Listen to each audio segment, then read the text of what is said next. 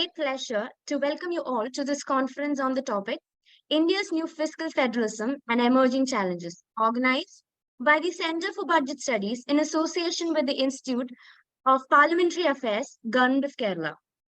The Center for Budget Studies offers the course MSc Econometrics and Financial Technology, aiming at providing rigorous training in economics, quantitative techniques, and analytical methods for an in-depth understanding of economics and finance. So this course is designed as to enable students to experience a unique blend of economics, finance, and econometric tools that will give them state-of-the-art knowledge in the subject and inculcate in them problem-solving skills that are most required in the job market. So about the conference, as we all know, India is the world's largest democracy and is known for its diverse culture, vibrant economy, and a federal system of governance.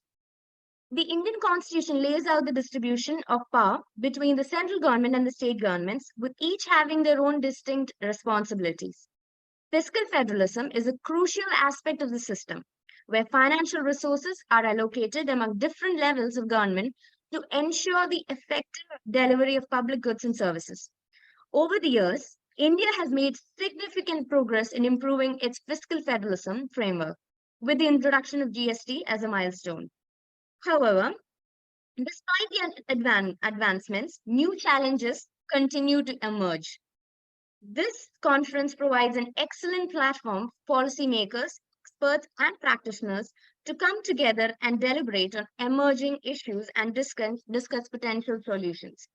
We hope that this conference will serve as a catalyst for further dialogue and collaboration, ultimately contributing towards the development of a more robust and effective fiscal federalism framework in India. Once again, I welcome you all and wish you a productive and enriching experience.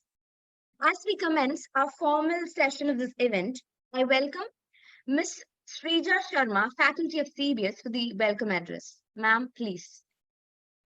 Very good morning to all. My duty is to welcome all to the program. Let me begin with our Honorable Vice Chancellor, Dr. Madhusudanan. Sir, we are happy to have you for our program and welcoming you to the program, sir. Our keynote speaker for today's program is Dr. Thomas Isaac, our former finance minister. Sir, in fact, we are lucky to have you here for our program and welcoming you to the program. Our guiding person for conducting all the activities is our director, Dr. Santosh Kumar. Sir, welcoming you to the program. Dr. KJ Joseph, Director, GIFT. Sir, we are happy to welcome you to the program, sir. Next, I would like to welcome Dr. Sukumaran Nair, our former director, and we would like to have you here for the program. Then Dr. Muralidharan, sir, he is our visiting faculty and welcoming you, sir, to the program. I would like to welcome all the other teaching and non-teaching staff and all the other students who have joined online with us on this program. Welcoming you all to the program once again. Thank you. Thank you, ma'am. Now I welcome Dr. Santosh Kumar PK, Director of Center for Budget Studies, for the presidential address. Sir, please. Good morning, all. It's my great pleasure to welcome all of you to this inaugural session of one-day conference on India's new fiscal federalism, emerging challenges. The program, which is sponsored by Institute of Parliamentary Affairs, Government of Kerala. I'm deeply honored to have our Honorable Vice Chancellor, Professor K. Madhusudanan sir, here today to inaugurate this event, and Professor Thomas Isaac, former Minister of Finance and renowned economist, to deliver the keynote speech. As you know, India's fiscal federalism has undergone significant changes in recent years. The 14th Finance Commission recommendation for devolution of funds to states, introduction to GST, and increasing reliance on use of technology to improve the efficiency of tax collection have all contributed to this transformation. However, along with these changes, we also face emerging challenges that require our attention and action. One such challenge is the issue of vertical fiscal imbalance, which refers to the mismatch between the revenue-raising powers and expenditure responsibilities of different tiers of government. This imbalance put additional pressure on central government to provide financial assistance to the states, which turn leads to concern about fiscal discipline and accountability. Another challenge, of course, is the need to ensure the devolution of funds to the state based on an objective assessment of the needs and not just their population. This requires us to develop a better understanding of the various factors that determine states' needs, such as the level of infrastructure development, the quality of human capital, and states' development aspirations. I'm confident that today's seminar will provide us with a valuable insights and perspectives on these and other emerging challenges in India's fiscal federalism. Dr. Isaac Sir is a renowned economist, has extensive experience in the field of fiscal policy and decentralization. His expertise will help us navigate the complexities of Indian fiscal federalism and develop strategies to overcome the emerging challenges. Once again, I would like to thank our Honorable Vice Chancellor for inaugurating this event and Thomas Isaac Sir for his keynote speech. I'm sure that this event will be a valuable platform for exchange and dialogue with will contribute on the ongoing discourse on India's fiscal federalism. Thank you all. Thank you, sir. Next, I welcome Professor Dr. K.N. Madhusudan, our Vice Chancellor of CUSAT, for the inaugural address. Sir, please. Dr. Santosh Kumar, President of the function, respected Dr. T.M. Thomas Isaac, former Finance Minister, and other dignitaries attending the conference, participants, students, very good morning to all of you. At the outset, let me congratulate Center for Budget Studies for organizing an important meeting in association with the Institute of Parliamentary Affairs, Government of Kerala, on such an important topic, India's new fiscal federalism, emerging challenges. We know that the topic is of highly contemporary importance, and the fiscal federalism, new systems and new challenges are coming, along with the political and administrative aspect of federalism. In this context, how to bring in new systems, new approaches to address the challenges is an important aspect. We have today Dr. T.M. Thomas Isaac with us, who is a renowned expert on the subject. So I will not stand in between you and the experts, being a non-expert in the subject. And we have other experts also attending the conference. So I will not prolong my speech at this moment.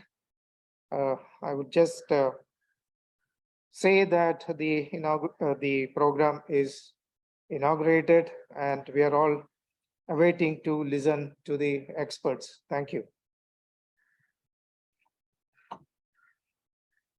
Thank you, sir.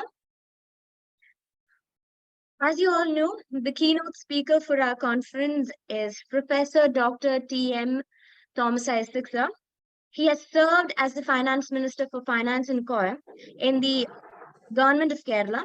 He's introduced several reforms and policies at promoting social welfare and economic growth in the state. In addition to his political career, he is also a noted economist. He's written several books and articles on various topics related to economics, including agrarian economics, rural development, and public finance. He has also served as a professor of economics at the Center for Development Studies in Trivandrum. On behalf of the Center for Budget Studies, I welcome you, sir, for the keynote address. Sir, please.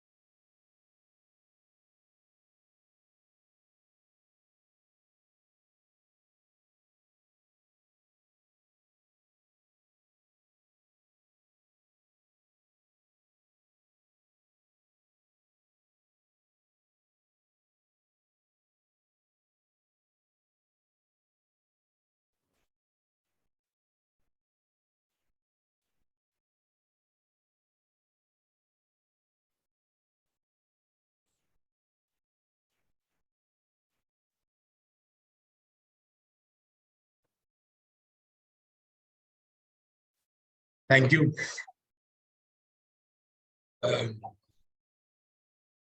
I'm really privileged to have been invited for this lecture. Though I'm disappointed that I will have to speak to the students online. Being a teacher, I always wanted to look into eyes of students who are listening. So now that privilege is gone. But I'm certain you are all listening. There are 76 participants. That's a very good number. Now, India's new fiscal federalism implies there was an old fiscal federalism. There has been a change in the nature of fiscal federalism in recent years. Therefore, I shall start with a very brief narrative of the fiscal federalism that existed since independence to say 1991. And then I will go into a discussion about what changes came since 1991, since the new liberal period began. And I shall conclude with a brief section on how it affects the fiscal autonomy of the states, with clear reference to Kerala. This is the outline of my lecture.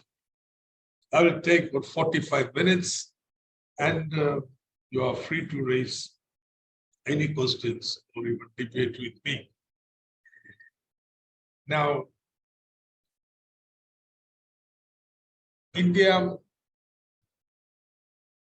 since independence, have tried to be a development state, in the sense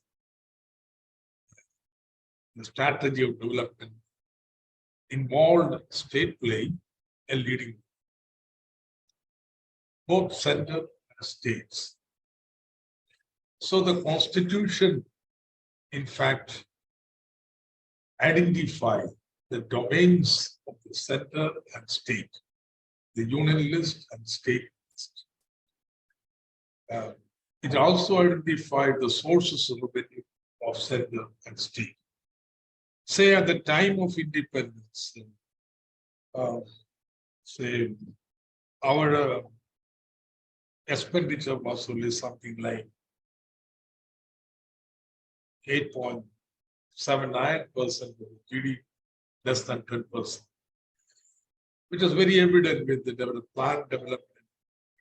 The ratio of expenditure of government to GDP would rapidly rise. Now, but there was an asymmetry. The state had only 2.9% of GDP as the revenue in 50-51, while the center revenue is 4.67. But states with 2.9% of the revenue to GDP ratio had to spend 4.9% of the GDP as expenditure. So over time, this asymmetry has persisted, and around 65% of the development expenditure was by the states, while the center's ratio was 35%. In sharp contrast, the revenue to GDP ratio would be reverse of this. So this asymmetry had to be addressed, and the constitutional provision for that was a finance commission that will be appointed in the 5th year, which would look into the requirements of the states and the center, and also revenues of states and center, and determine a share of the tax of center to be devolved to the states, and also fix certain norms for distribution between the states. So both vertical and horizontal distribution was to be determined by the Finance Commission. If after Finance Commission award, there still persisted big difference, a deficit for a particular state, the Finance Commission would provide a temporary revenue deficit grant. Finance Commission also gives certain special grants, special requirements. So the understanding was around at that time, about 60% of the total transfer of funds of the center to states was through the route of the Finance Commission. What about the rest of the 40%? 30% was through Planning Commission. Right from 50-51, it followed a policy of plan development. That's to say, all the new projects, development projects that are taken up by the government should be first included in the plan and implemented. Now, therefore, the plan, the central government, Central Planning Commission was another instrument to devote funds to the local government, the state governments, and it came to around 30% of the total resource transfer. About 10%, I would say, was discretionary transfer to the center. So there was a constitutional mechanism and also executive mechanism of transfer. Finance Commission transferred about 60% of total central transfer. Planning Commission 30%, 10% for discretionary transfer in central government. So this was the states, though not adequate, had they could tax sales tax was states domain. It also could have excise duty, that's production tax, production for liquor, land revenue, stamp duty, motor vehicle tax, a number of tax domains, within which the states had fair amount of funds. And what about the expenditure side? Expenditure side, of course, there was plan, but within the broad plan framework, a state would pursue an independent policy. To give a concrete example, the state of Kerala, right from our formation, has pursued a development policy which focused on education, health, social security, and so on. Say our share of expenditure on these sectors was much higher than the rest of India, per capita as well as share. We could have a freedom to pursue such a development policy. So what was the overall outcome of this process? One, if you look at the devolution of the Finance Commission, Finance Commission was proved to be a robust federal institution whose recommendations have always been accepted by the central government and accepted by the states also. But despite its active intervention, you find that pre-devolution gap between center and state, the state government, revenue and pre-devolution gap continued to increase. And the post-devolution gap also continued to widen over time. So this is something very, very interesting to look at. Then say the gap, pre-devolution gap was 2.41 in 50-51. Now it is around 10%. After devolution, what was the gap? Revenue and expenditure gap with the state government. In 1991, it was 1.95. It is now around 6%. So Finance Commission has not been able to solve this problem. All right. But it was the institution which enables substantial transfer of funds from center to state. And states did use certain amount degree of autonomy, their expenditure as exemplified by Kerala. And over time, you will find something very interesting taking place. The share of states in the overall expenditure increased when compared to that of centers. Say in 1950-51, the expenditure of the center was lower, higher, much higher than states' development expenditure. But now states' expenditure are much higher. So the expenditure, liability, duties of the states have increased. But their revenue sources has not increased that much. So this was the kind of old system that existed.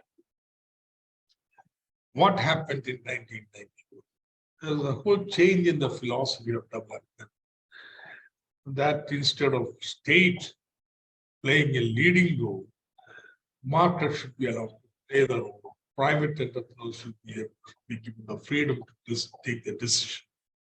So planning took a back seat and planning process was abolished.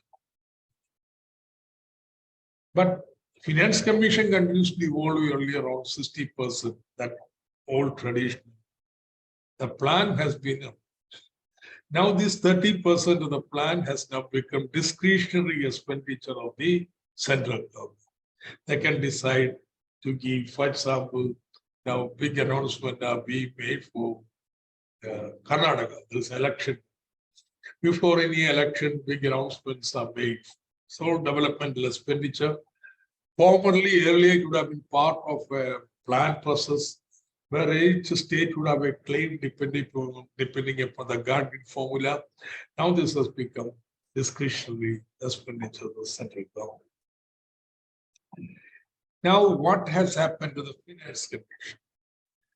Finance Commission has continued to be, that its credibility has continued. But 15th Finance Commission was set a new chapter in the history of Finance Commission.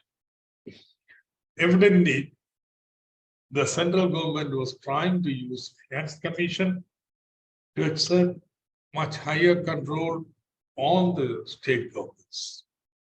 One, central government wanted Finance Commission to review the fiscal consolidation process. And we were all afraid because the chairman of the Fiscal Commission, N.K. Singh, was the chairman of the FRBM Review Committee, which recommended that the borrowing limit of states be reduced from 3% to 1.75%. The debt GDP ratio of the states be reduced from, say, 30% to 25%. The squeeze on the borrowing of state governments. So, including this fiscal consolidation path into the terms of reference was a little unsettling. Then Government of India wanted to do away with the revenue deficit grant. So one term of reference was if revenue deficit grant be there at all. Suppose Commission had said, no, there's no need for that. Kerala would have lost something like 70,000 crores. It's only we were able to fight it out that this continued to be the states like Kerala got a better, relatively better deal than if this clause was not good. Third, very strange recommendation. This Finance Commission was asked to review the award of the 14th Finance Commission. This is never done. The constitutional rule is who is 15th Finance Commission, review 14th Finance Commission. Obviously, Government of India wanted to reduce the 42% award given by the 14th Finance Commission. Till then, only 32% was of the central gross revenue tax was to be then divisible pool. 14th Finance Commission increased to that 42%. Central government wanted to review that. Then there were a number of clauses in the terms of reference, which tried to say monitor state expenditure, make conditionalities, for example, functioning of state utilities, functioning of the state public sector, and so on, making serious incursion to the domain the constitutional domain of the states.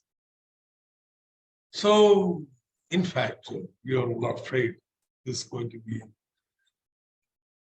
a big blow to these state powers. But fortunately, I think COVID intervened. COVID is the worst time for anybody to demand fiscal consolidation. And therefore, I think we were safe. That's my assessment. So, clear. Fiscal finance commissions in future are going to be instruments, increasingly instruments of central government to influence state expenditure. Second major change that came in from 1991, something with no Texas fiscal structure, was the FRBM Act. It's a kind of rule-based governance. Okay, earlier constitution had given certain domains to states and center. They were free to have evolved policies in their respective sectors. But then, center introduced in 1993, FRBM Act. The FRBM Act ceased to regulate the expenditure of the states by prescribing limits to revenue deficit and the fiscal deficit as state or central, any government may have. So it was said that no borrowed money can be spent on revenue expenditure, or your revenue deficit must be zero. 2, your borrowing is limited to 3% if your GSDP, and for the 3% if your GDP. So that was a very severe restriction. What is the impact of this? The impact of this has been on the state finances. Most of the state governments in India have so internalized this notion of rule-based financial governance. They wouldn't spend on education, healthcare, and vital needs of the people, would rather save that money. States borrow 3% of the GDP, is an important revenue, an important receipt. But then they wouldn't spend that, because borrowed money cannot be spent, revenue is spent. So after this act was passed, you find a very strange picture. The state surplus of the states accumulating in the treasuries. So at the time of COVID, it reached the height. COVID was the worst time. People didn't have food, Medicare, and no employment, income, and so on. That was time everybody should be helping people. You are transferring. Nobody is objecting. This unbelievable. The state governments had something like 1.5 lakh crores of rupees unspent, lying idle in the treasury. It doesn't lie in the treasury. Reserve Bank will immediately take this surplus and invest in Government of India. Securities of the states have some 3% interest. Mind you, this money is borrowed money at 7-8%. Borrowed and not spent because somebody this shibboleth about spending borrowed money on expenditure or revenue expenditure. So this has been one disastrous experience. It was very difficult to spend on capital expenditure. Even if you take a capital, say, project, then you'll have to still wait till the bill comes to make the payment. So this has been one impact. So you find state governments, on the whole, they have achieved the target of revenue deficit. They never spent above the borrowed money, except states like Kerala and so on. We have 2% plus revenue deficit. Because to those who ask, I take the position. Well, expenditure on healthcare and education is capital expenditure. Capital expenditure for human resource development, which will pay back an income, which we are witnessing. We developed education, healthcare, better human resources. They could get employment outside, sending remittances. So I find nothing wrong borrowing and spending on education. But one of the perverse effects of FRBM Act has been this unspent borrowed money lying in state government. Second, ask that central government never followed these rules. These are imposed on state government.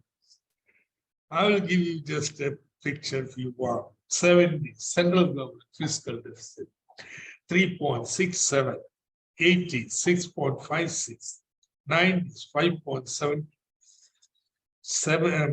2000, 4.77, 2010s, 4.5. Average fiscal deficit of center from 1970-71 is 5.0. States, 70s, 194%, 80s, 2.76, 90s, 3%, 2000, 3.06, 2010s, 2.48. States have never broken this 3% here as a whole. A state like Kerala or another state may have broken their time. But macroeconomic impact of state borrowing, as long as it is below 3%, why should you be worried? Some states borrow less, some states borrow more. Of course, they look at sustainability. Sustainability condition is very simple and straightforward. As long as your interest rate that you pay for your debt is lower than your GDP growth rate, GSDP growth rate, your debt is sustainable. Subject to these sustainability conditions, if the states borrow, overall it should be less than 3. That condition has never been broken by states as a whole. And now states fiscal deficit ratio is something like 2.6, 2.7. I'm speaking about pre-COVID period. But central government supports 5.6. So there's a basic asymmetry. Doesn't center acts as it wants, while state government is forced, and it's a one-hat-fits-all kind of principle. Some states may want, but no. Everybody has to. It's a mechanical kind of, which is not good policy. So this is a second change. Third change that came about is what the introductor said, GST. So GST, state sale tax and many other direct types of states, central sales, centers excise duty, and centers service tax have been merged into one national tax called goods and service tax, which is divided collection 50-50 into center and states. So states lost a major tax they had. So many people ask me, why did you me accept this? So I find it embarrassing to accept, because I've always been the state votary of the state powers. And we have this embarrassing situation, GST. In fact, when VAT was introduced, I was the biggest critic of VAT. But in GST, I would accept GST. Why? What happened in between? One, when I became minister, GST was already in the parliament. Laws were passed. So it's inevitable it's going to come. So tactically, it was best to make use of your powers and persuasion to make it design it in such a way it's attractive for Kerala. So that was the one logic. Other was, Kerala is a consuming state, which means most of its consumption goods comes from outside. 65% of Kerala's consumption is met from import from other states. But you can't tax imports from interstate trade. There is central sales tax. So anybody could bring any commodity from outside and say this is for my consumption and state government cannot tax. See, in 2006, when I became minister, this was the situation, but did something. The previous government had passed an entry tax, and there were few taxes on few commodities entering Kerala. So this became universal. All commodities coming to Kerala pay entry tax, which ensured that VAT revenue went. So you won't believe, from 2006-7, 2012-13, Kerala's VAT increased 20% per annum. Then the Supreme Court struck down entry tax. So then K. Mani was the minister.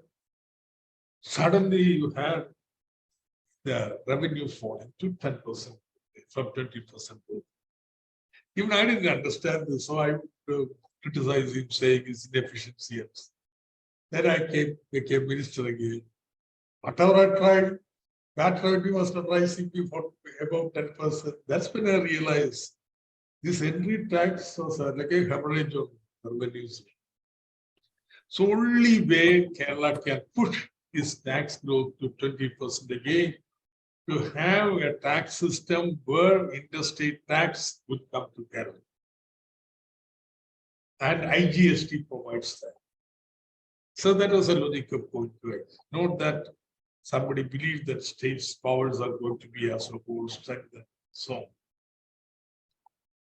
it was a kind of tactical position taken for a factory company how to make it useful Kerala.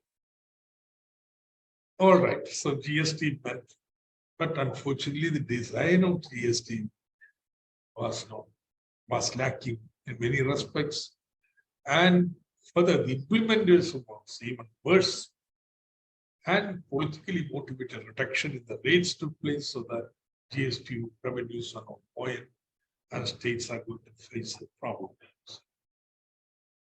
So these are the major changes that came GST, and this is a new fiscal system for the changes. One, central inroads, the fiscal and developmental domains of the state government. The Finance Commission tendency of using Finance Commission increasingly to regulate the states. 3, a stringent FRBA Act which curtails the fiscal autonomy of the states. 4th, a GST now which makes its own revenues uncertain. So this is a totally new fiscal horizon. So I'll ask, for sure, how would it affect states? How would it affect Kerala? The answer is, I mentioned the first phase. Kerala could follow a relatively more autonomous development policy. We focused on education, healthcare, etc., which has paid us good dividends. We have ensured that people living in Kerala but better standard of living when compared to the states. That is good policy. But now we have reached a new stage of development where we must further strengthen our social sector achievements and also create conditions of generation of employment in Kerala. And employment for the educated, quality jobs. It means Kerala has to overcome its infrastructure deficit. the first phase of development, because we are spending on education and care, we know infrastructure as a major hindrance for our growth, development of new industries, creation of jobs. We must spend more on higher education so that that's also very important for this particular phase. So what does it imply for Kerala? Now Kerala will have to spend more on infrastructure. But at the same time, you don't want to privatize education, want to privatize healthcare. You want to increase the social security. Therefore, you cannot reduce your revenue deficit very rapidly. But at the same time, you need to have capital expenditure. And you cannot borrow more than 3%. So what Kerala is in a fix? What do you do? That's where KIFBI comes. Okay, that's a financial innovation. What is KIFBI? It's an annuity program. If you want to build a road or bridge, one way is you hire a contractor borrows and builds, and when the bill comes, you make the pay. You don't borrow, contractor. Other is, we borrow and pay the contract. Contractor bills and we pay him, and we have to bill. Other is, you have annuity program. You want to build the bridge, 100 crores, you say, you'll pay the payment, make the payment, we have the 20 years. So contractor will have to borrow and build. We pay him 20 years. So contractor will factor in the interest into the estimate. This is called annuity. We pay in annuities of 20. KIFBI is only a variant of this. Instead of we advertising for a contractor on annuity for each project, you created, because if you are going to do that, it's very difficult. Because there are only few contractors and they will pollute and they will push up the industry. When I looked into the implicit interest rate of the programs, annuity programs in Kerala, I found it was something like 20%, 18%. Ridiculous, yeah. The interest rate is only 8%, 9%, and you're paying for annuity programs 18, 19, 20%. So you create an institution and tell them we will pay you annuity of half the motor vehicles tax. You borrow and build. So government doesn't borrow. We pay you an annuity. But within that annuity, you have to borrow. Not small amount, 50, 60,000. If these projects are implemented, Kerala's infrastructure deficit is resolved. Kerala will move to a different development path. Kerala's development paradigm will change. Say you want to have higher education, you group. So, for example, Cochin University, say, Cochin University, what do you need? You must become the best university.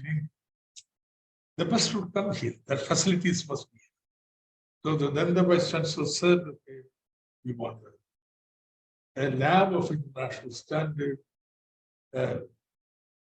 So something like 180, 190 crores of rupees. Normally that's unthinkable for state government, but it's coming up in Cochin University. Then we said this just not for Cochin University. All the research students in India, Kerala can come here and do research for a short period, etc. So you need an international hostel for that. So that is helpful. So you're spending 240 crores of rupees for just one infrastructure in one university. You have to do it this way for every university. Then only you become world-class universities. This is not sufficient. It's a necessary condition. Sufficient condition that you have people with brains to come and teach them. And so the best minds to come. So see, in the present development stage of Kerala, we need to invest. Then this doesn't mean we'll go on investing like this, it's not a Ponzi game. And there is strict limit to it, the annuity you are giving. Then the minister will have to look into if that annuity can be paid. So there is a limit to it. But we are taking making an innovation which delivers. But under this new policy, now government has added new rider. If a public sector borrows, which is paid from the state government fund, then it's public borrowing. It will be included as a borrowing by the state, 3%, which means crisis the government is facing now. But the same state central government is borrowing every year about 3.3 lakh, 4 lakh crores of rupees off budget for the high this warehousing corporation, FCI, and so on. Is the nobody adds it into the fiscal deficit of the center. So center one road, state center. So this new fiscal federalism that we have make it very difficult for states to pursue an autonomous development. More and more stringent limitations are being imposed. So that is the implication. I will stop here. I will take any questions that you may ask. Hello.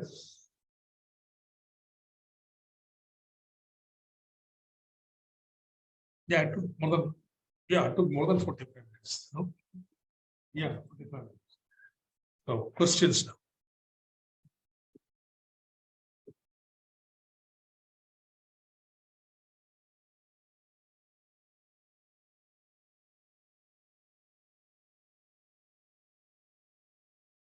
Okay.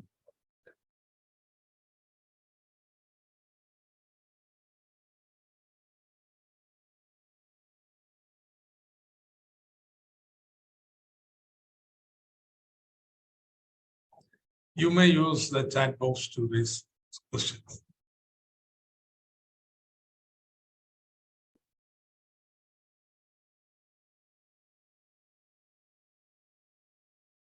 So in nutshell, my argument is there's no questions coming. Nutshell, the argument has been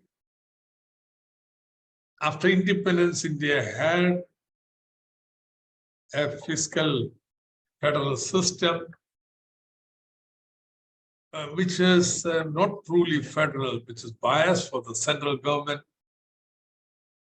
Yet at the same time, permitted a greater degree of autonomy for the states than now. The second phase, fiscal federalism, have increasingly constrained the state governments. Say, the transfers, the Fiscal Finance Commission is getting increasingly conditional. You have abolition of the Planning Commission. You have, say, GST, which is now states have lost virtually the taxation power. Whereas you have the FRBM Act, and you have asymmetrical interpretation of the FRBM Act. And I concluded by drawing your attention how our attempt to get out of the present economic stagnation and still maintain our social sector achievements has been increasingly met with resistance because of the new fiscal federal structure. So that's in a nutshell my argument.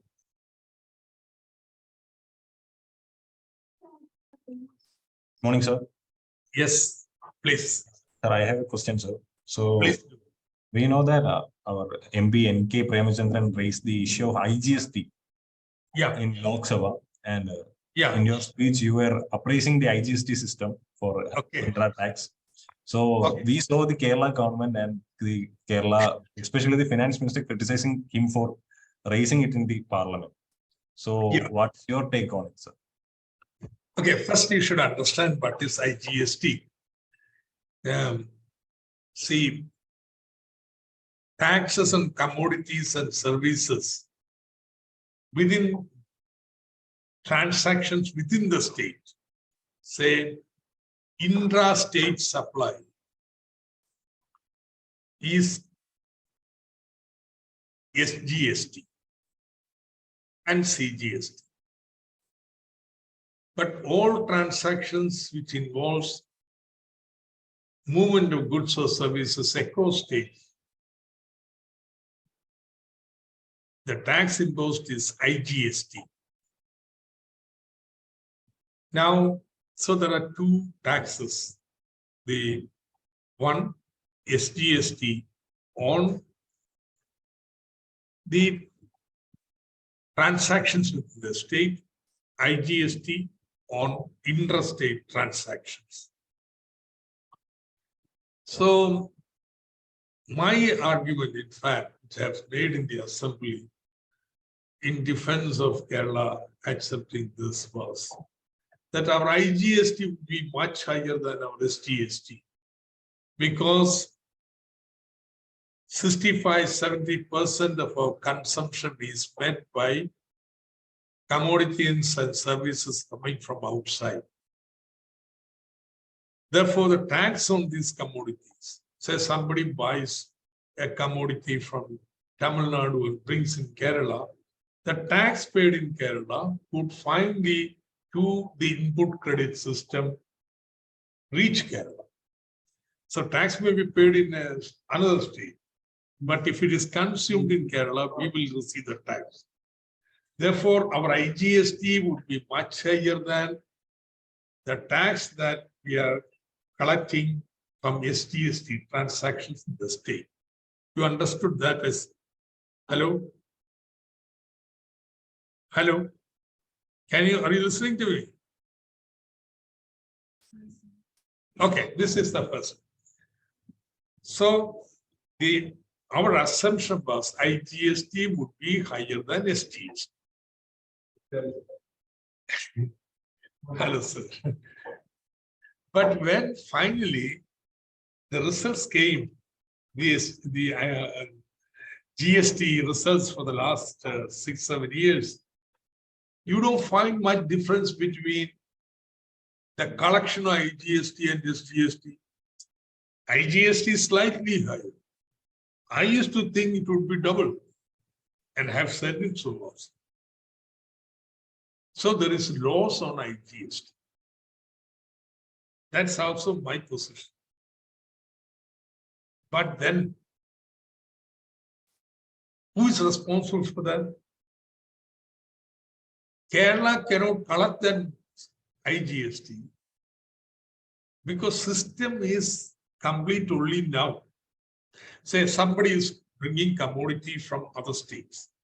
We will get the tax IGST only if he comes with a bill. Then only it renders in the accounting system. Somebody does not have the bill, e-way bill, and he brings commodity. There is no way to track it. There is no check post. So unless we stop all vehicles physically and check, how do we check it? But it is an e-way bill. Therefore, in the internet, the data is available. As every vehicle comes, we can have cameras which will capture the registration number and immediately check in real time if they are carrying e-way bill, and if they are not, then we can check them. But this system became operational only last year. That's what many people don't understand. In fact, e-way bill came into operation only interstate 3 years back. Then we immediately put up cameras in Walayar on experimental basis. But then I realized in real time, you cannot download the data.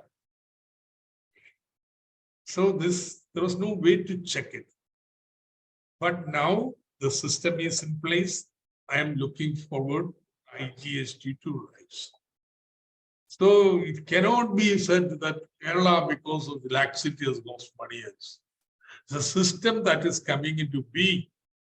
And precisely it was for this reason that it was said they would provide a compensation for the initial period. But unfortunately, the system came fully operational only very recently. Secondly, there is another caveat. Suppose some trader has to pay has to claim input credit for an intrastate transaction. There is nothing to prevent him from claiming from IGST. So it can be also because many traders are claiming their state input tax credit from IGST. Now all this has to be analyzed. So people who do not understand system, they make allegations of this because of something else happened here. So the lesson I draw from this is the GST can still be buoyant for Kerala. Still be buoyant. I am hopeful. There are tax. See, if you take states, which are the states which have done well? Tamil Nadu, Maharashtra, Karnataka, Delhi. What is the feature of all these common feature of all these states? These are states with a big manufacturing base. So the production and consumption is within the state. There can be no loss from IGST. But in Kerala, production is outside, consumption is here. Things have to be transported. So all consumption states, including Kerala, should gain. Kerala has not gained that much because something is lost while transporting from other states to. But once a system is in place, I think we can prevent that. I am very optimistic about it. So the question raised in the parliament, the question who raised the MB, I don't think understood. But I was most surprised that the Union Finance Minister answered something else. So there was total confusion about that. Yeah, that's it.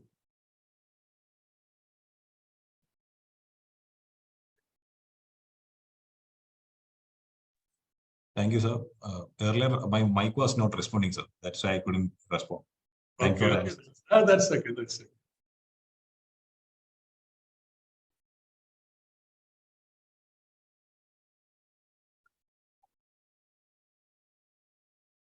Yeah, there's ITC in IGST. No, see, CGST is there. It is possible settling only, not only IGST.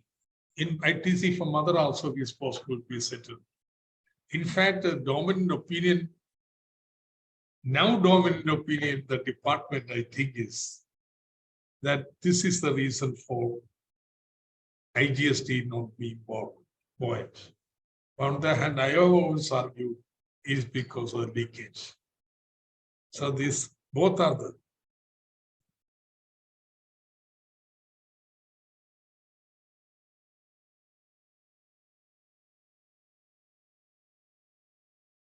Hello? Please, yeah, I didn't speak long because I didn't want to bore you with a long speech. But any questions is welcome.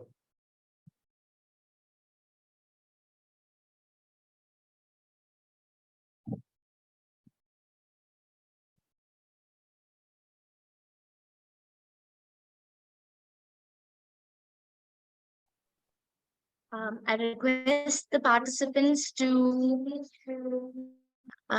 raise their questions because we're running out of time.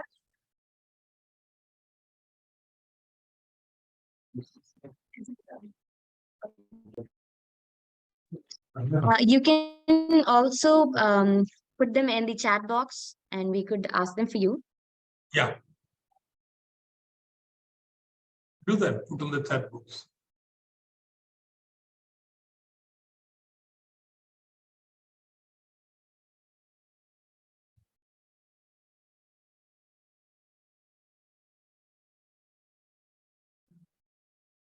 Okay. Since we do not have many questions, we shall wind up with the session. So thank you so much, sir. Thank you for your valuable class. Thank you so much. And finally, I welcome Ms. Anjali Haridas, faculty of CBS, to propose the vote of thanks. A good day to everyone. My duty for the day is to propose the vote of thanks on this special occasion. First, I would like to thank our Honorable Vice Chancellor, Professor Dr. K.N. Madhusudan sir, for his gracious presence and for giving the inaugural address. Thank you, sir. On behalf of the organizing committee, I would like to express my sincere gratitude to our former Finance Minister, Professor Dr. T.M. Thomas Isaac sir, who graced this conference with his valuable words. Next, I would like to convey my deep regards and hearty thanks to our beloved Honorary Director, Dr. Santosh sir, for his constant guidance and support, without which this conference would not have been possible.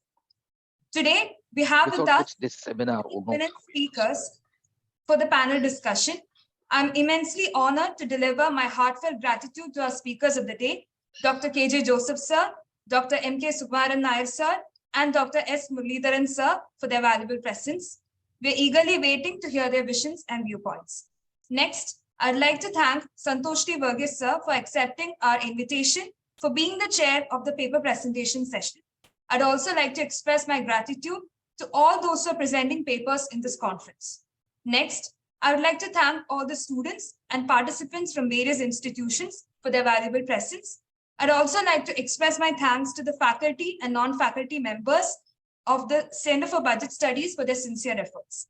Last but not the least, I'd like to convey my heartfelt gratitude to our beloved students and research scholars for being the co-part in organizing this conference.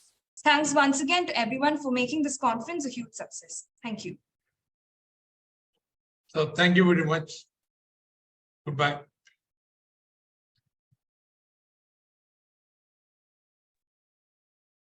We have now come to the end of the first session. And after a break of 2 minutes, we shall resume our discussion session.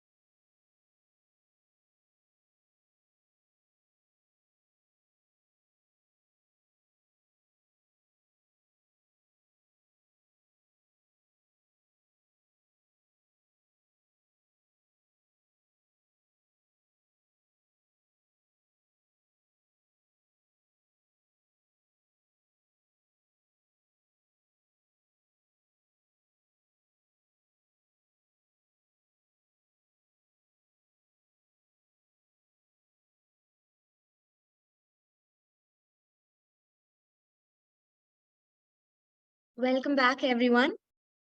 We shall commence with the second part of our conference, for which we have three eminent and distinguished speakers. And I welcome Dr. KJ Joseph, Director of Gulati Institute of Finance and Taxation. He's also held appreciable positions at CDS, UNSCAP, and various other institutions. So, sir, I welcome you for your talk.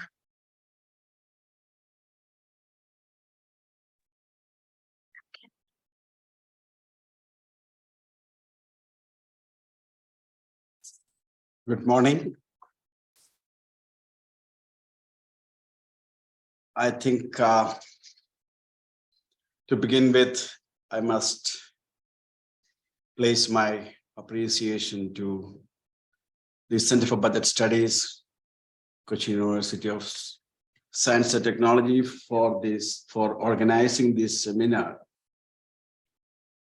on an issue of much contemporary relevance. And I consider this kind of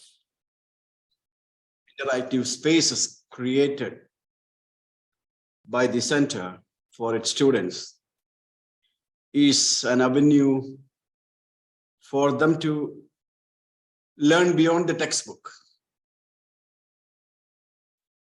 And by providing an opportunity to interact among themselves, interact with scholars outside, and more importantly, to take home questions for their further reflection. When I was invited for this seminar, I was thinking that I will be coming over there and interacting with you on face-to-face. But on account of the unexpected developments, we are forced to be online. That is indeed the trend of the day. But as a teacher, I feel very uncomfortable to speak to the terminal, because I derive, or not only I, any teacher, any speaker derive energy from the eyes of the students in front of you. And I'm also in a particularly embarrassing position today because, to begin with, I am not a public finance expert.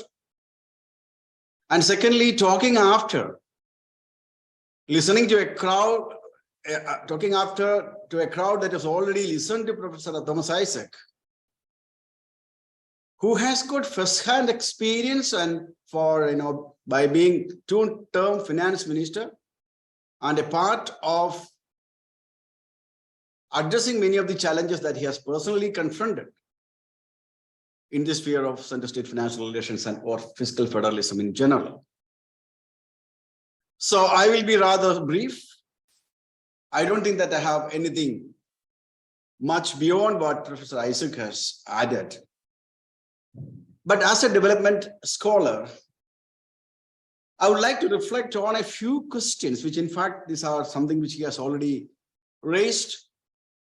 And I will raise certain questions, primarily building on what he has already raised. To begin with, I would like to draw your attention to the state of Indian economy when it got political independence after centuries of colonial rule.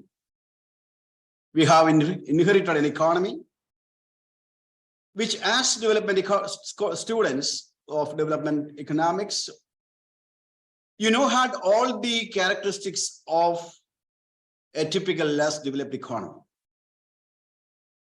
Low saving, low investing, illiterate, backward agrarian rural economy. And our planners had the enviable task of transforming this economy's catch-up. Of course, different developmental paradigms were available. On the one hand, we had the market-oriented, export-oriented development strategy. On the other hand, we had the planning-led development strategy. And as Professor Isaac rightly said, we adopted what is called a more of a plan-oriented, or rather a mixed economy approach. And therein indeed, the highlight was the key role of the state in accomplishing economic development. And being a country, a nation state which is formed by bringing together different local, you know that how India was formed by forming different sovereign states. We had the issue of division of powers and responsibilities. And as Professor Isaac rightly said, we adopted what is called a quasi-federal setup, wherein the financial powers and responsibilities were divided between the states and the center. And the guiding principle therein, I don't know, something is coming in here. Yeah. The guiding principle therein was the so-called subsidiarity principle, wherein matters which are very close to the people, we have the national government and subnational governments, and the matters which are closer to the people were assigned to the local governments or the subnational governments, were all for the issues of national importance, and that were assigned to the central government. So we have a situation wherein development responsibilities or concerns of national defense, for example, or international relations, for example, were within the powers of central government, whereas issues that confront the people on a day-to-day basis, wherein the state government has, or these subnational entities have the comparative advantage, were assigned to them, like education, like health, like education, agriculture. So we have the strict division of powers between the central list, the state list, and the concurrent list. And we know that in the concurrent list, apart from the central list, the union had the commanding power. And as per the book, which is, there's a book Isaac Green referred to his own book here. I'm showing you a book, interesting book, which he has published on challenges to Indian fiscal federalism. It's evident that when we started with, in terms of the revenue, the central government accounted for more than 60%. But when it came to the expenditure responsibilities, more than 60% of the expenditure were with the state governments. So that we started with what is called a vertical imbalance in terms of revenue and expenditure, revenue earning and spending responsibilities. So analytically speaking, one need to ask how to justify that kind of a vertical imbalance to begin with. And the question which there arises to my mind is that what quintessentially involves development? And as development evolves, what should be the nature and pattern of responsibilities, development responsibilities, and the revenue earning opportunities? So let me, so in India, over time, what we found is that, okay, to address this question of vertical imbalance on the one hand, and at the same time, we know that we had significant interstate or inter-regional variation in development. And there was an overarching objective of achieving a balanced regional development. That means addressing horizontal equity, and at the same time, facilitating or addressing the question of vertical inequality that began with. And we, in fact, for addressing this issue, we had an institutional architecture, as Professor Isaac rightly said. On the one hand, we had the Planning Commission. And on the one hand, we had the Finance Commission, and we had Planning Commission established in 1951. It was essentially not a part of Indian Constitution, established as part of 50, I suppose. Yeah, it is established as part of executive order.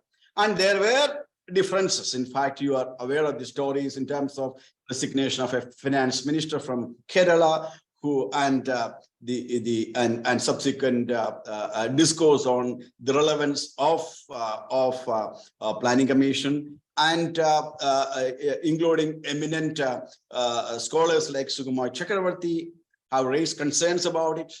And there were increasing concerns about growing bureaucratization as part of the thing, and discretionary decisions that were all there. But having said this, on the other hand, there are arguments saying that Planning Commission, along with the National Development Council, comprising of all the chief ministers, provided institutional architecture for complementing the financial allocation provided by the Finance Commission. Well, coming to Finance Commission, to begin with, I would say there are two broad phases. To begin with, up to the 10th Finance Commission, the total divisible pool was essentially the income tax and a certain part of union excise. And as we go to the 11th plan, it was earlier, the first Finance Commission, almost 55% of the total income tax was shared with the states, and over time it increased, and it reached as high as 85% of the total income tax by the 9th Finance Commission. And by 11th Finance Commission, as I said, if you move to the second phase in the story of the evolution or the journey of Finance Commissions, we find a significant change in the total divisible pool that comprises of all the tax collected by the central government, and the share that is given to the states over time changed. To begin with, something like 29.5% in the case of 11th 5-year plan, 11th Finance Commission, and it increased to 14% in the case of 14th 5-year plan. So, but even then, what the case is that the vertical inequality that was to begin with persisted over time, and there is no decline in the vertical inequality. And towards addressing the horizontal inequality, the Finance Commission had the responsibility, and the criteria for devolution of funds across different states varied. To begin with, it was something like 10% on the basis of their own contribution and 90% on the basis of the development distance. And as of now, we know that the criteria which is followed has changed, and by now they have something like 15% on population. Area has got 15%, forest and ecology has got 10%, and income distribution almost 45%, and tax effort reduced to only 2.5%, and demographic performance, that's the new criteria, because there are arguments saying that going by the 1970, 71 population basis, the states which performed better are bound to lose. So the late 14th Finance Commission came with a weight of 12.5% for the demographic performance of the states. But if you look at overall performance over time, what we find is that there is an interesting book by Y.V. Reddy and G.R. Reddy, Indian Fiscal Federalism, wherein they argued that, and if you go by the actual experience, there are consistent gainers and consistent losers. For example, in the case of Kerala, we in the 10th Finance Commission award, our share in the total award was of the order of 3.8%, and today our share is less than 50% of that. It is almost 1.9%. So that means, and on the other hand, if you take on the other hand, we take the case of yesterday there was a news item how the government is distributing 1.4 lakh crores. Now, it's evident that the states like Uttar Pradesh, which had something like 18%, if I remember correctly, of the central award, remain almost same because they have not, in terms of population, they have, and other development income distance, they have been not able to. They are remaining as less developed.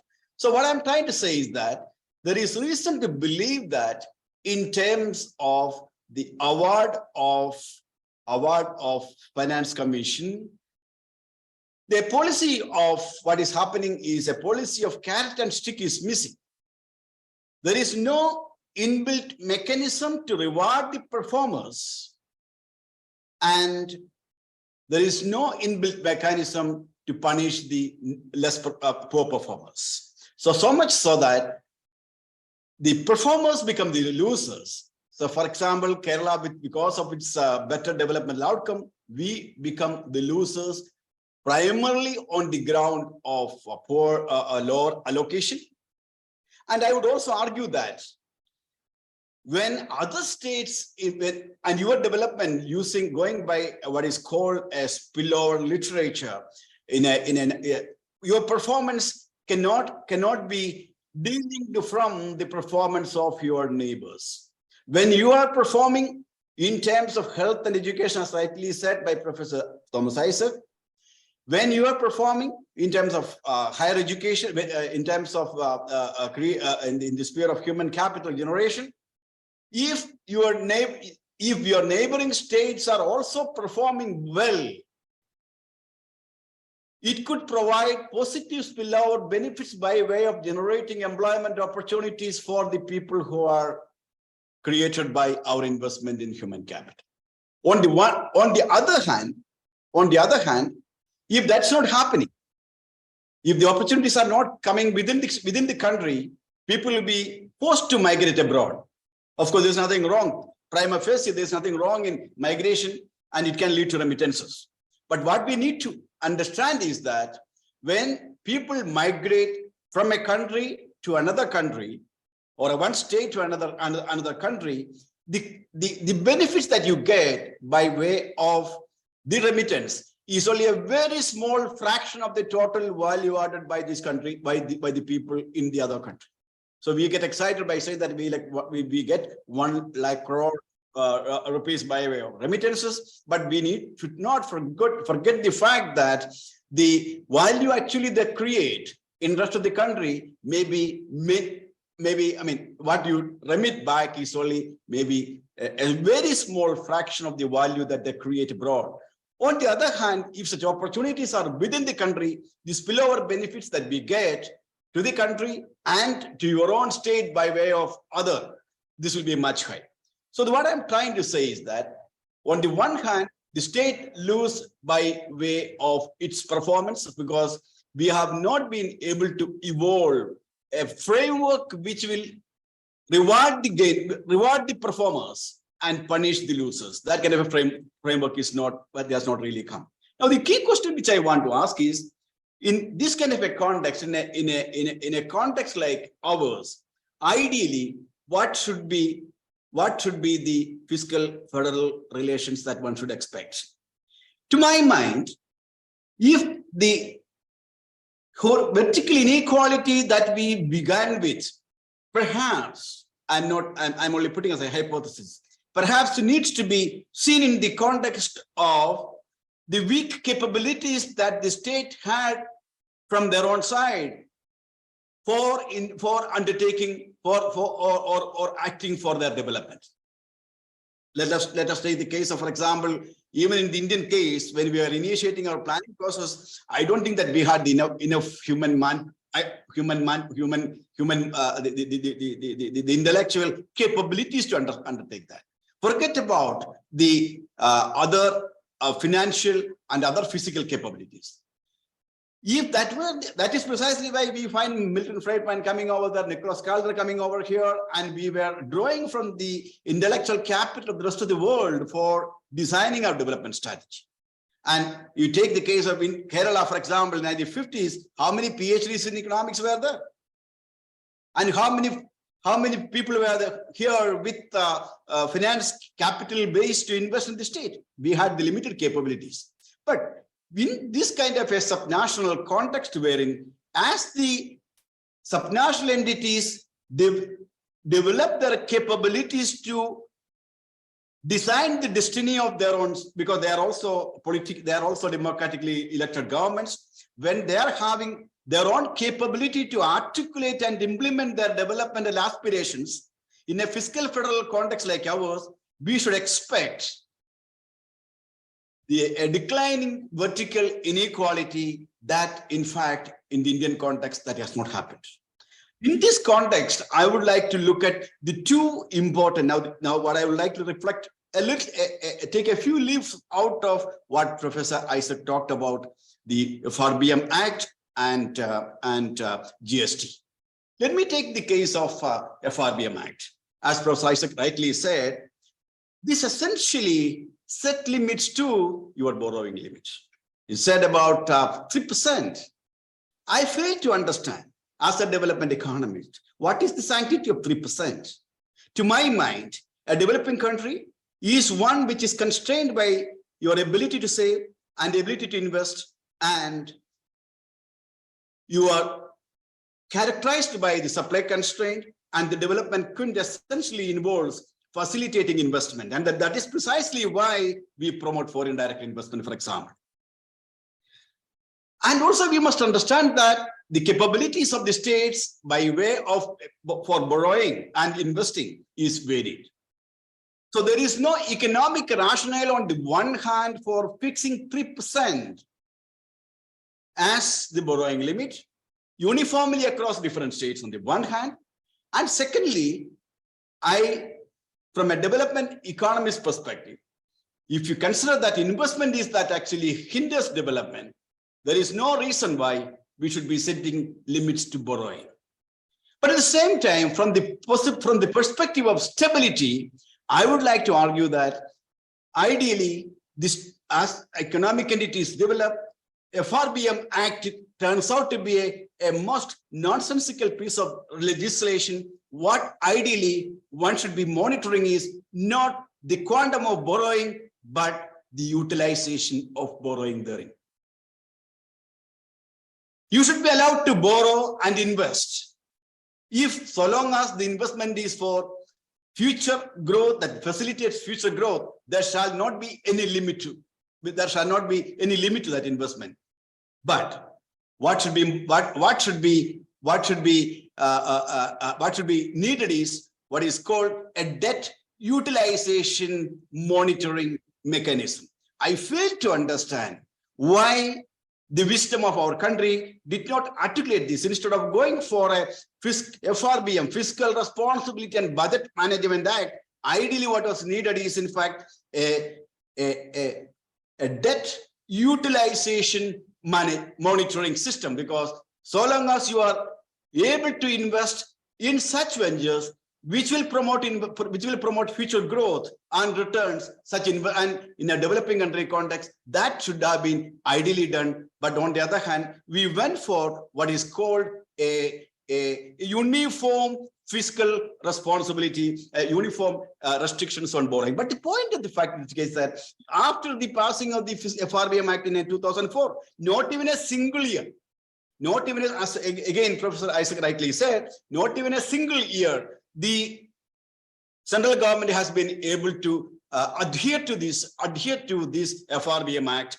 While not being able to adhere to this act by themselves, they are implementing this in a strict manner with the states, indicating a significant departure between the preaching and the practice, a clear indication of a fiscal federal relationship that is not desirable for development. And let me take this one, where this came from. It is actually came from the Maastricht, where the experience of developed countries. And as far as they are concerned, the context is altogether different.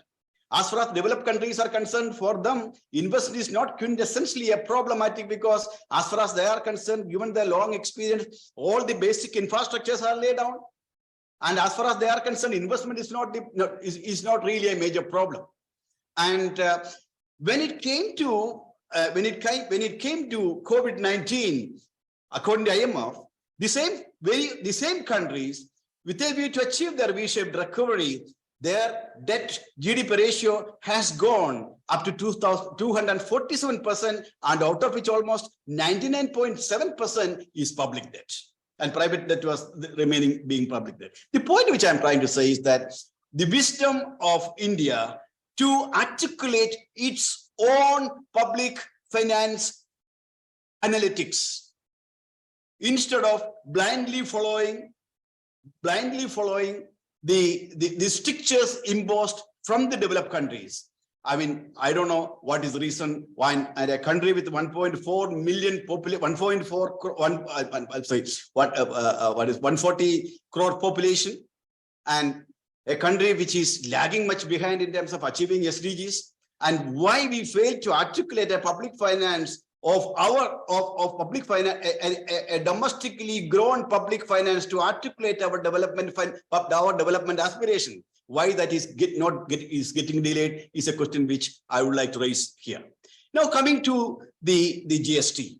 To my mind, GST is perhaps the most remarkable institutional innovation with substantial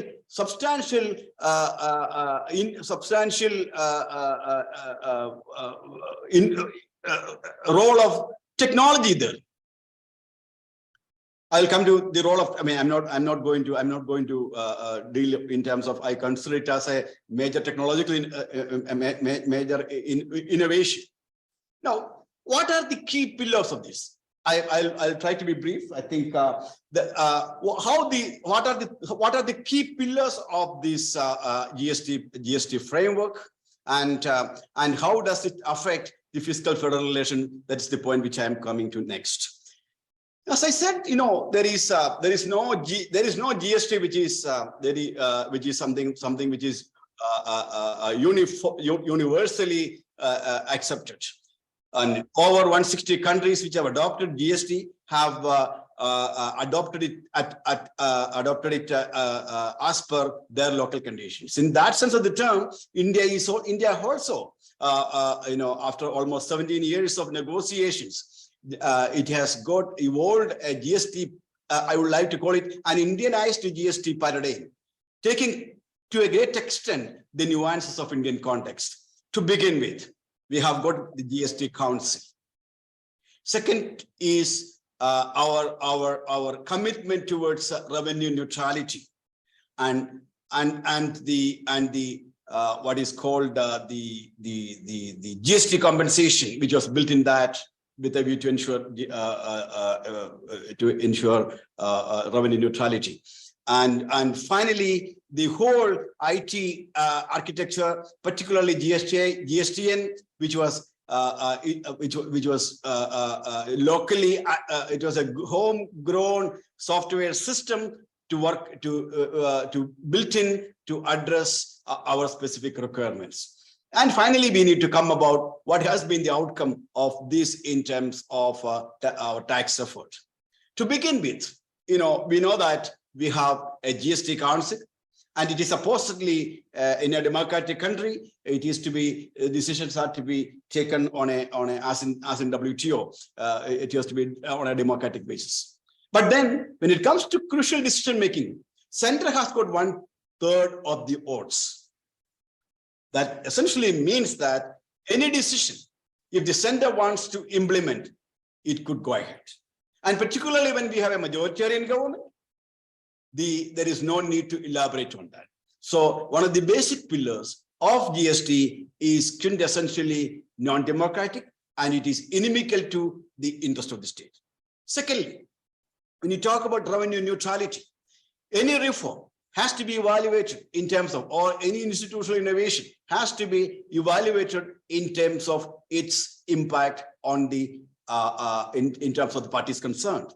As far as states are concerned here, it is to ensure that their revenue should be neutral. It should not have any new reform, should not have any impact on their revenue, on the revenue base. And to begin with, as Professor Isaac said, we have got three components. One is SGST and CGST, and third is the IGST, that is the tax imposed on interstate transactions. And if you look at the division of IGST and CGST, what is actually happened today is what is called 50% CGST and 50% IGST. And in fact, if you look at the fact that why it took almost 17 years for India to arrive at GST, and it was also, in fact, in a jokingly, I can say that it was imposed on us in the midnight while people were sleeping. I think, I don't know why it was not done on a daytime. It could have been because perhaps, anyway, I don't want to get into the details of that. The fact of the case is, GST was possible because the state government have surrendered more than 52% of the revenue sources, whereas the center surrendered only 37% of them. And this is because of the significant sacrifice made by the states that GST was made possible in the country. But when it came to actual revenue sharing, it became 50-50. I have been searching for any committee. There are many committees appointed prior to the implementation of GST to work out the revenue neutrality. Not even a single committee has come forward with this kind of a conclusion, this kind of a 50-50 sharing. And in fact, I would like to say that Jaitley at that time, being the finance minister, being a statesman of high stature, high capability, he could buy out the people perhaps by saying that, don't worry, bhai, I'm going to assure you 14% growth on a sustained basis up to 5 years. And theoretically speaking, and that is precisely why it is because of the GST compensation that GST for 5 years that GST, to my mind, was possible. But not to my mind. The manner in which the states have surrendered GST, there should have been GST compensation so long as there is GST. And in fact, perhaps 5 years is perhaps the perspective of any politician, because that is precisely why they agreed to 5 years. Why not 6 years? Why not 4 years? I'm not able to understand, because only reason which I could find out is that, okay, politicians think that, okay, 5 years, my term will be over. Another party will be coming, so it is their business. But now coming to the manner in which GSTIN was implemented, for example, after the implementation of GST, within a matter of 4 years, there were something like over 1,700 amendments to GST. When that essentially means that you have not been able to articulate this system. You are not being, because these amendments happened because you despite 17 years of your and homework, you are not able to come up with a perfect system. The act was not properly, GST Act was not really properly articulated. That is why so many amendments came. It was almost one amendment a day. So now the point is, when you are considering this as an IT system, in an IT system, you have what is called a waterfall model. The first stage is requirement specification. If you want to develop an IT system, the customer concern should be articulate what is actually the true requirement. To the extent that you have been not able to fully articulate the GST system in the country as it really works, that precisely when resulted in that is precisely why there were one amendment a day. That means the IT system implemented per se was defective, because with the wrong specification, you cannot expect a right system to evolve. And so much so that the GSTN particularly with respect to IGST, is expected to work like a clearinghouse mechanism, did not work like it turned out to be an unclearing house, so much so that as late as in 2022, there were almost 2.3 crore rupees. Yeah, if I remember correctly, yeah. 2.3 crore rupees remained unshared between states. And secondly, yeah, if it is 1.3, yeah, let's check it. The IGST, as Professor Isaac was rightly saying, remained almost a black box. And particularly on customs that we get, that is also to be shared, because when the custom duty GST imposed on that imported items, that has to be ideally charged, that ideally goes to the consuming region. There is no clear idea about where this is being distributed. The database to analyze is weak, and now only very recently that the system became perfect. So what I'm trying to say is that we have the manner in which GST was implemented turned out to be an institutional innovation that was again curtailing the powers, the financial powers of the state. So much so that the tax GDP ratio in the country, that's a long story which I can talk about. I don't want to get into that. After GST implementation has not really increased. And in fact, in the case of Kerala, it was almost 8.6% in 2011-12-13. It declined to 7.2% on the eve of GST. And after GST, it further declined to 6.4%. So the fact of the case is that while GST was implemented with the great expectation that it will increase our tax GDP ratio by at least 2%, and also it will lead to one country, one market and economies of scale and scope and other associated benefits. And also we know that it will lead to the input tax credit and the cascading will be done away with. But in fact, we know that, in fact, many of the commodities, even after we have done a study, we found that even after reducing the GST, particularly after 3 months of GST introduction, almost over 200 commodities, the tax rates were reduced from 28% to 18%. And in the case of many of those commodities, the price did not decline. In fact, it has increased. So what I'm trying to say is that the manner in which GST has implemented has played a role in terms of states getting deprived of much of their financial resources. So to sum up the story, which I was trying to tell you, is that in a country like ours, when a developing country, as it transforms to the developed stage, with the various constituent elements, with the varying capabilities, there should be a system to ensure that according to the capabilities of the people, their powers and their access to the resources should increase. Instead, in the Indian context, that has not actually happened. And that in turn, in fact, not only and the other institutional innovations, other important interventions like FRBM Act, and also the GST introduction were instrumental not in promoting a cooperative federalism, but in fact, it won't be surprising. It won't be surprising to say that we are actually moving more towards a subordinated federalism or a coercive federalism, to put in a more a strong manner, which in fact not only will have the overall, not only its implications in terms of interstate variations in development, but also the overall development of the country. Thank you very much.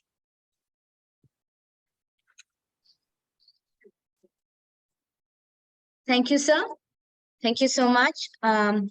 Now I welcome Dr. M.K. Sugmaran Nayak, the former director of Center for Budget Studies, who is a well-known economist and who has a very long teaching and research career. He was appointed as a member of the 11th Pay Commission constituted by the government of Kerala in November 2019. So, sir, please. It's good afternoon to everybody. When Dr. Santosh asked me to come over. I was really happy that I could meet my students, my colleagues, and my friends like Dr. Joseph and Dr. Isaac. Unfortunately, I have to sit inside my office, inside my home, and talk to you over the computer. It's very unfortunate, but I have to do that. Two eminent persons have already spoken about the various aspects of state finances and center-state financial relations. Dr. Isaac, the horse himself, you heard from the horse's mouth. And Dr. Joseph, who gives guidance to the horses, you listen to him also. So there is nothing much left for me to talk about. And there is very little time also. I'm happy in that way because I need not expose my ignorance on this subject.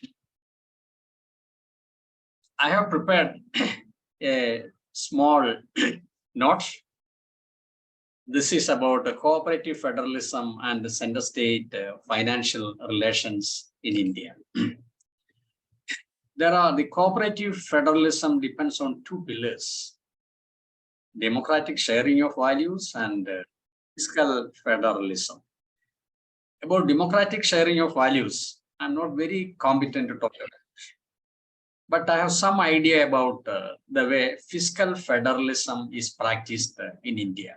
As I see, which others have already mentioned, most of the resources in the country goes to the center. And center gets 50% of the GST incomes.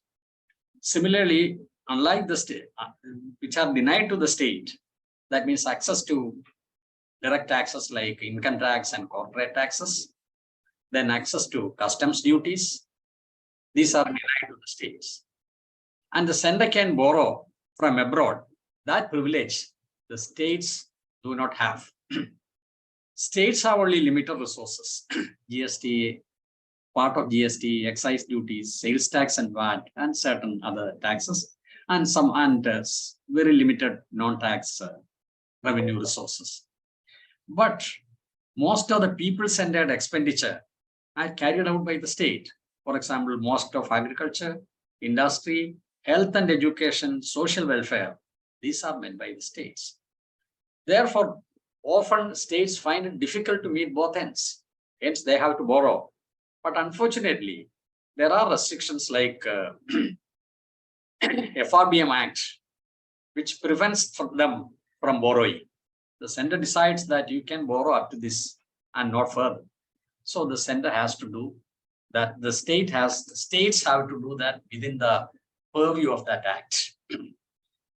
But apart from the revenues the states get from their domestic economy, they get a share from the center. Income tax, corporate tax, and excise duties which the center collect go into a divisible pool, and 42% of them are being distributed to states on the basis of certain criteria determined by the finance commissions from time to time.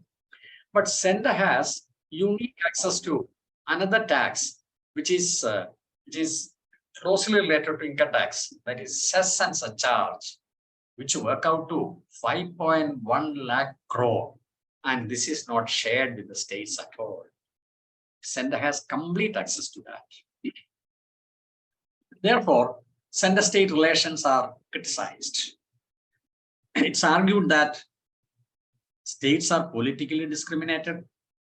Major resources are with the center, which are not equitably shared.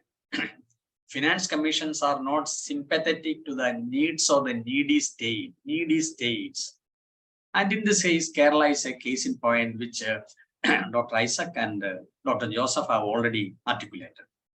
Therefore, there is a need to look at the devolution of resources from the center to the states. Of course, the finance commissions have their own criteria, but you have to understand that the needs of the states are different, and some of the states have rich resources, some have relatively poor resources. Therefore, what is needed is from each according to its ability to each according to its need. Therefore, here what I do is that to what extent this axiom, each according to its ability to each according to its need, have been implemented or effected by the various finance commissions in the devolution of funds from the center to the state. I have taken data for just 1 year, 1920, the pre-COVID year, which is relatively normal. So for that year, I have worked out some of the variables on per capita basis, because per capita is more important than the gross values, because some of the states like Kerala are smaller, their populations are small, resources are small. Some states are larger, their populations are relatively less. So their per capita resources may be higher. Therefore, the need is on a per capita basis. Therefore, I have converted some of the variables into a per capita basis, which you can see in the next table. Per capita state-owned resources. Then per capita health and education expenditure. Debt per capita. Then per capita state incomes. Then surplus or deficit per capita.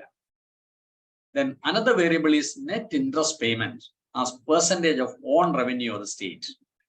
Then elasticity of tax effort. Of course, the last two cannot be taken on per capita terms. So these variables I have taken into account and tried to find out the correlation, the rank correlation with the per capita central transfers. See, per capita states on revenue, I expect a strong negative relationship with the central transfers. Then per capita health and education expenditure, I expect a strong positive relationship, because as already mentioned, health and education constitute part of human capital, and ever since Paul Romer, human capital is an important factor of production which contributes to economic growth much more than or as much as physical capital. Then I debt per capita. Some of the states whose expenditures are more on certain areas and whose resource bases are weak, their debt may increase. So I expect a positive relationship between central transfers and debt per capita. Similarly, per capita income in a state and central transfers, I expect a negative relationship, because those who have very high per capita income need not get larger support from the center. Then surplus or deficit per capita, if I take, those whose deficits are larger, they should get a better deal from the central transfers. And net interest payment as percent of revenue, if that is high, center should be more considerate to the states. So a positive rank correlation is expected. And the elasticity of tax effort shows how much sincere a state is in collecting taxes.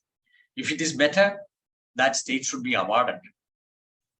And that state should be considered seriously and positively. And there I expect a negative rank correlation. So I calculated the rank correlation for all these variables. Per capita states on revenue, I find a weak negative rank correlation, minus 0.37. It should have been above 0.5. That's what I expect. Similarly, per capita health and educational expenditure. These are very important expenditures for the building of the future generation of the country. Unfortunately, here the correlation is negative, even though it's not very high, but it's negative. It should have been positive at least. That hasn't happened. Again, with respect to debt per capita, the relationship is negative, though small, but it should have been positive. Then only the states can stand on their own legs. Then per capita NSDP, I expected a negative relationship Here the relationship is negative, it's fine. Then with regard to surplus and deficit, the relationship should have been positive, but here it's positive, but only 0.12. It's a very small positive thing. That means when the center transfers are made, whether states are in deep deficit, no significant considerations are given to the states. Similarly, states pay interest on the borrowers, and those interests as a percentage of own revenue of the state. With I find a high rank correlation between this and per capita central transfers. Here there is a negative correlation, though small, but should have been positive. And the elasticity of tax effort should have a very high positive rank correlation. But here there is a positive rank correlation, but it's small. So when I look at all these things, what we understand is that the needy states are not taken significantly into consideration by the finance commissions. So the transfers from the center to those centers to the states are based on certain other criteria which consistently benefit certain states, which are often resource rich, and which consistently disfavor certain states which have problems. Kerala is a case in point, and Dr. Thomas Isaac and Dr. Joseph have very elaborately established that. Therefore, I need not go into the details of that. The fact of the matter is that in terms of transfers from the center, the states which are needy are suffering, and the states which are relatively comfortable get a better share. That should change. For that purpose, I feel that the finance commissions that come hereafter, the 15th is going to be over. The 16th Finance Commission should seriously take into account these empirical facts and do necessary amendments so that we have a strong center-state relations or a strong cooperative federalism in the country. Many of the nuances of this cooperative federalism has been well articulated by the previous two speakers. So let me not going into that. And I have taken 15 minutes. I think that should be enough. You are hungry. We are also getting hungry. So this is the right time to stop. And hereafter, after me, Dr. Muralidharan is there. He also should get some time. So let me thank you and stop. Thanks. Thank you so much, sir. Finally, I welcome Dr. S. Muralidharan, who is currently the visiting faculty of K. N. Raj Center for Planning and Center State Financial Relations, MG University. He is an eminent economist and the former HOD and associate professor in economics at Maharaja's College, Ernakulam. Sir, welcome you.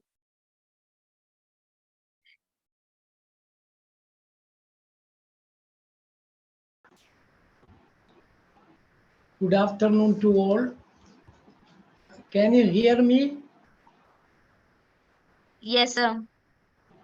Okay. I had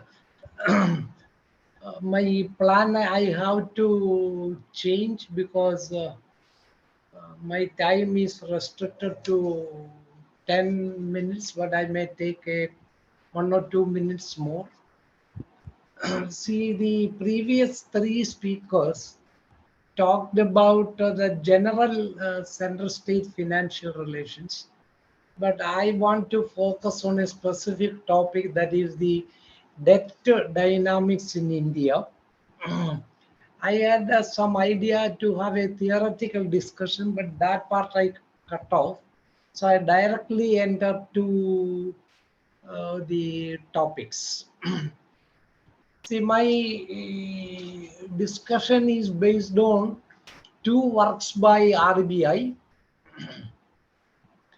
which one is generally talking about the evolution of India's public debt. Then a second work is based on the debt trend among the Indian states in recent years. So what these studies show that the fiscal position of the central and state was smooth up to 1978-79. But the revenue deficit or revenue deficit problem started in the center by 79-80, and it started reflecting in among the states by the mid of 1980s. So in that sense, we can see what we see about the fiscal problem that India facing started after 1980s.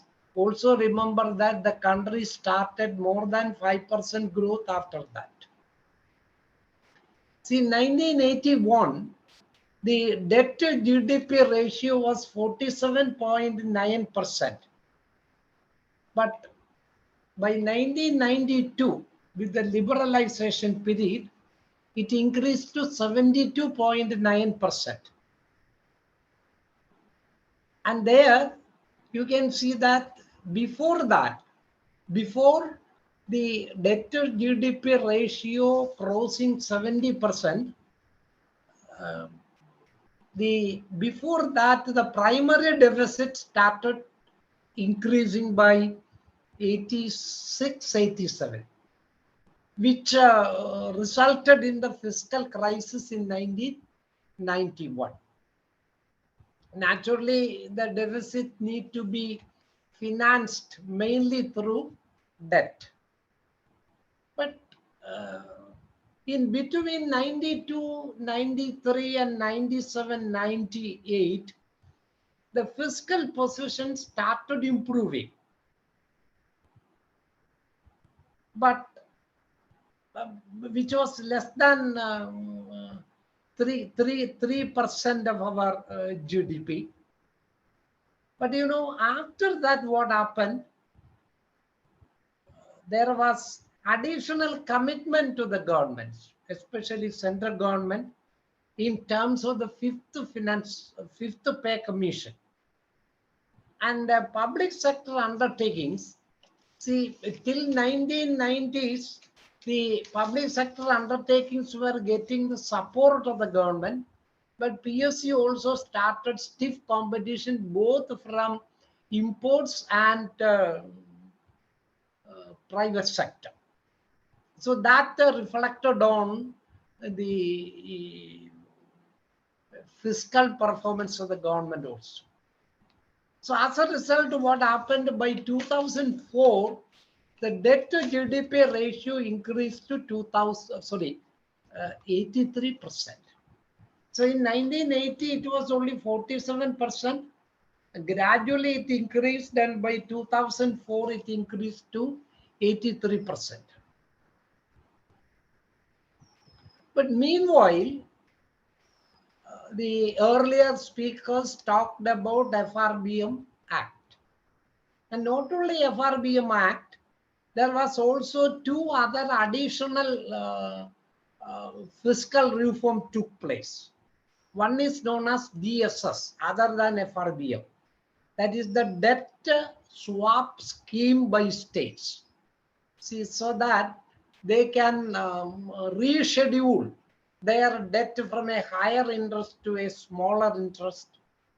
Then debt consolidation and a relief facility during 2005 to 9-10. So what happened as a result of these three, FRBM, DSS, and DCRF, because of these three,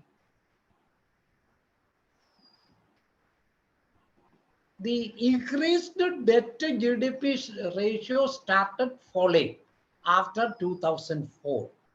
I told you it increased from 47% to 83% by 1994, which now declined to, especially for the states. If you take the states alone, it declined from 31.8% in 2004 to 26.6% in March 2008. I'm talking about not for the total, but about the states alone. So what happened, if you take, because of these three actions, taking the debt to GDP ratio of both the central and state, which at one point of time reached 87%, reduced to 66% by 2014. But you know, after that, what happened? That stabilized at 66% for next 2 years. But by 2019, it again increased just before the pandemic period, coming close to 80%. And now by pandemic, it reached to 89%. So the debt to GDP ratio was declining and started stabilizing, but it increased after demonetization and GST. Whether they have any cause-effect relationship, that one has to check.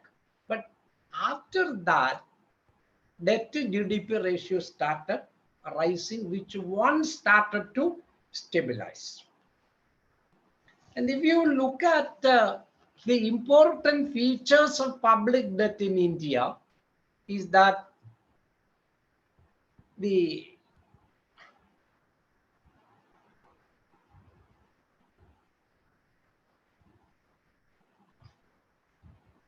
that 97% of our debt constituted by internal debt and not by external debt. So that is a very important point to be noted, because there is a strong argument that after liberalization, the country went for more borrowing. I'm not talking about commercial borrowing by the private sector, but the percentage of external debt is less. See, this is one way reflective in our capital formation also. In capital formation also, if you look at, more than 80% of our source of capital formation comes from domestic saving. So though the country is subjected to liberalization, in terms of public debt and capital formation, the role of the domestic economy is very important. Though many political leaders and the private sector appreciating about liberalization and foreign capital and foreign debt. Again, if you look at the debt structure, you can see that more than 50% of the securities as a result of public debt, they are owned by scheduled commercial banks, and another 20% by insurance companies. Some recent changes have taken place, but overall the picture remains the same. That means 70% of the in the securities, they are contributed by the public sector and financial institutions. So institutional contribution to the public debt is more in India.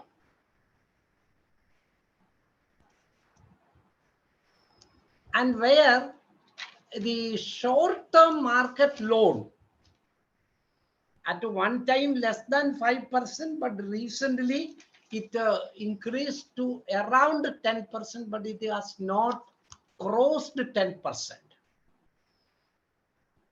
Now, another important aspect about debt management is what is called the difference between nominal interest and the real interest rate. See, in the 1970s, our real rate of interest was negative because of high level of inflation. So when the real rate of interest comes down, means the actual repayment or debt to servicing in real terms are less, so that there would be a saving to the government, an implicit saving to the government, which normally called it as the revenue saving.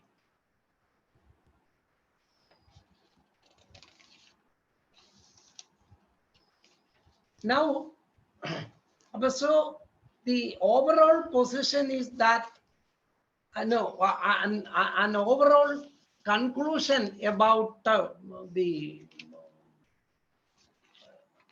performance of public debt in India based on the RBI studies shows that through empirical analysis, the conclusion is that there is a co-integrating relationship between general government expenditure and the revenue in India.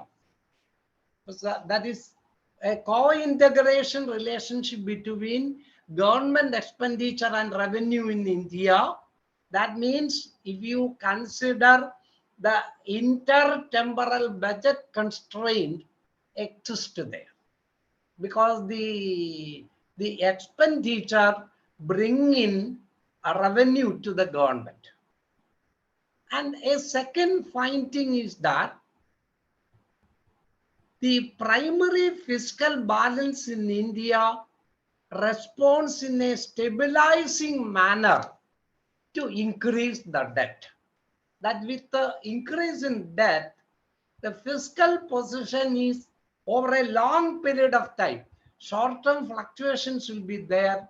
It is more or less stabilizing, except its performance around the pandemic period, not so stabilizing during the last 3 or 4 years.